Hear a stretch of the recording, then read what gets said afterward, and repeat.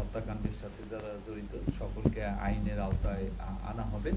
তো সেই হত্যাকাণ্ড সূত্র ধরে হত্যাকাণ্ডকে কেন্দ্র করে 7 তারিখেই যে মামলা রুজু হয়েছিল, তো সেটির তদন্ত শেষে আজকে বিজ্ঞ আদালতে চার্জশিট প্রেরণ করা হয়েছে।